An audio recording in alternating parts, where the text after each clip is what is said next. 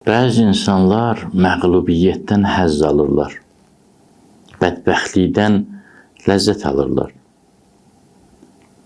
Özləri də hiss etmədən əzab manyak olublar.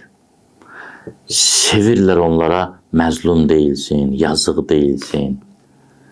Hansı gün həyatlarında biraz sevinç olursa, içdən içə əhvalları pisləşir ki, mən hansı günümə sevindirəm? Sanki sevinməmək həyatın məğziymiş. Bu adam səhv eləyib bugün sevinib. Səhv eləyib bugün özünü uğurlu hesab edib.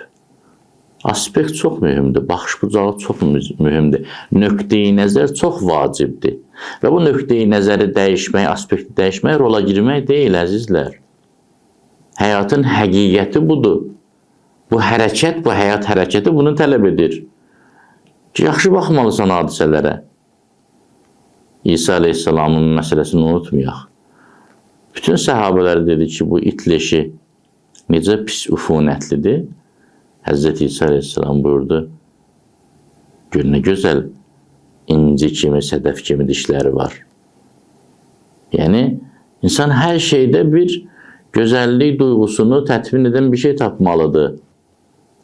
Nə gözəl deyib bu sözü deyən ki, aqil insan, üzr istəyirəm, nadan insan, məğlub insan, bədbəxtliyi sevən insan, ona verilən hər bir cavabda bir problem axtarır. Görürsən, həyat haqqında sual verir, cavab verirsən, orada da bir problem axtarır, o cavabda da bir müşkil axtarır.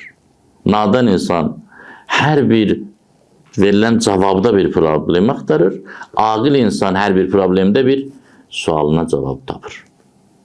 Həyatın yeni bir cavabını tapır. Hər bir problemdə. Ki, bu dərsi verdi mənə. Bu hadisədən bu ibrəti aldım. İbrət almaq və dərs almaq lazımdır.